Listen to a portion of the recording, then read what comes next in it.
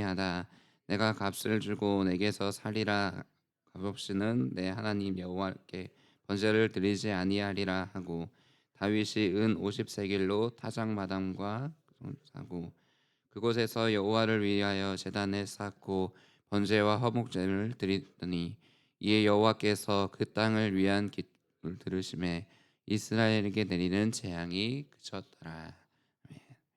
오늘 우리는 다윗의 재앙을 멈추기 위해 아라우나의 타작마당에서 제단을 쌓고 제사를 드리는 다윗을 보게 됩니다. 우리가 오늘 본문 속에서 발견해야 할 중요한 본문은 다윗이 하나님 앞에 책임 있는 회개를 드렸다라는 것입니다. 주의 깊게 살펴볼 내용을 중심으로 해서 말씀을 살펴보도록 하겠습니다. 내용 관찰 1번입니다. 아라우나가 다윗에게 요청한 내용은 무엇입니까? 다윗 왕이 여부스 사람 아라우나의 타작마당에 들어온 것은 그곳에 제단을 쌓기 위함이었습니다.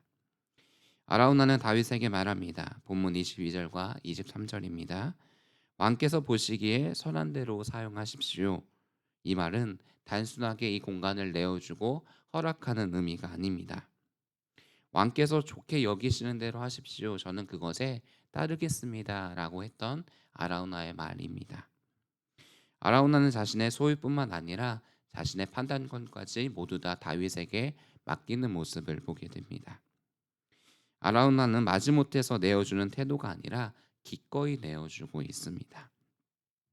그는 번제에 사용할 소를 내어놓고 불을 붙일 뗄 나무를 위한 타작기구 그리고 소의 멍에까지 내어놓습니다. 마치 이렇게 말하는 듯합니다. 왕이시여, 필요한 모든 것을 제가 다 준비했습니다. 그러니 하나님께 제사를 드리십시오. 그리고 더 나아가서 아라우나는 다윗에게 축복합니다. 왕의 하나님 여호와께서 왕을 기쁘게 받으실 줄을 내가 원합니다라고 이야기합니다. 아라우나는 다윗의 제사가 하나님께 연락되기를 원하고 있습니다. 참 놀라운 장면이죠. 이 여부수 사람이었던 아라우나가 하나님께 드려질 제사를 위해서 자신의 모든 것을 기꺼이 내어놓고 있습니다. 이 여부수 사람은 아브라함이 가나안으로 이사 오기 전부터 살고 있던 토착 민족들이었습니다. 한마디로 하나님의 언약 밖에 있었던 자가 이렇게 하나님을 예배하는 자리를 내어놓고 하나님을 향한 예배를 축복하고 있는 것입니다. 그의 입술 속에서 하나님을 향한 경외가 나타나고 있는 것이죠. 내용 관찰 2번입니다. 다윗은 아라우나의 요청에 어떠한 반응을 보입니까? 다윗은 그의 호의를 거절합니다. 아라우나는 무상으로 드리겠다라고 하였지만 그것을 다윗은 그대로 받지 않습니다. 다윗은 진정한 예배자의 모습을 보여주고 있습니다.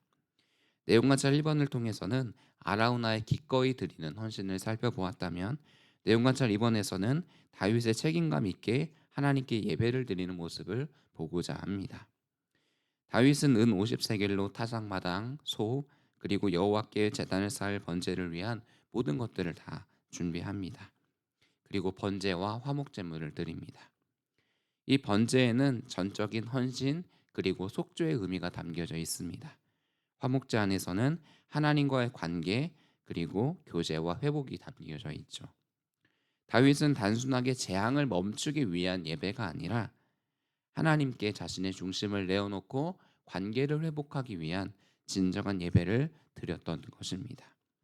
영과 묵상으로 넘어가겠습니다. 아라우나는 왜 다윗은 왜 아라우나가 번제를 위해 타작마당과 소를 거저주겠다고 하는데도 굳이 값을 주고 사서 제사를 드립니까? 우리는 오늘 본문 속에서 단순히 내가 너의 마음을 잘 알겠다라고 다윗이 이야기하지 않았습니다. 오히려 단호히 이야기합니다. 아니다. 결코 그렇게 할 수 없다. 내가 값을 주고 반드시 이 모든 것을 치르겠다라고 이야기하는 다윗을 보게 되죠. 왜 이렇게까지 단호해야 할까요? 그 이유는 다윗은 예배의 본질을 잘 알고 있었기 때문입니다. 그는 참된 예배에는 반드시 희생이 담겨져 있어야 한다라는 것을 알고 있었습니다. 여기서 중요한 것은 단순히 돈을 내고 값을 치르는 것이 중요하지 않습니다. 다윗이 말하는 희생은 물질적인 지출이 아니라 삶과 책임이 담겨져 있는 것입니다. 왜냐하면 이 제사는 단순한 감사의 제사가 아니기 때문입니다. 우리는 이 제사가 왜 드려지는지를 앞부분에서 확인해야 합니다. 사무엘하 24장 1절부터 10절까지 다윗은 인구 조사를 한 적이 있었습니다. 그리고 나서 그가 큰 죄를 지었음을 깨닫고 하나님의 선지자에게 책망을 듣는 장면을 살펴본 적이 있습니다. 그 죄로 인해서 어떤 일이 일어납니까? 단과 브엘세바까지 이르러 온 땅에 전염병이 퍼지게 됩니다. 그 참혹한 현장 앞에서 사무엘하 24장 17절에서 이렇게 고백하죠. 나는 범죄하였고 악을 행하였거니와 이 약무리는 무엇을 행하였나이까? 청하건대 주의 손으로 나와 내 아버지의 집을 취소서.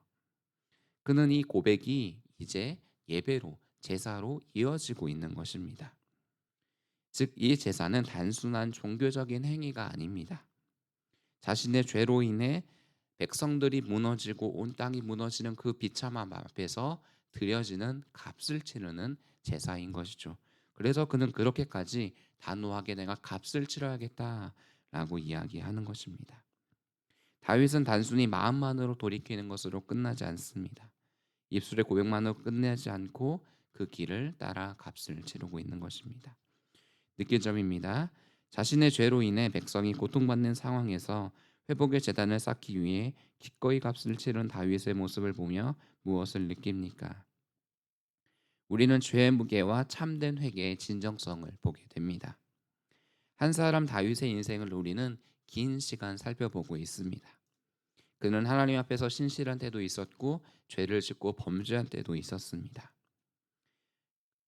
아라우나가 모든 것을 준비하였기 때문에 나는 그냥 마치 모든 것을 준비하였기 때문에 숟가락만 얹으면 된다라고 생각하지 않았던 것입니다.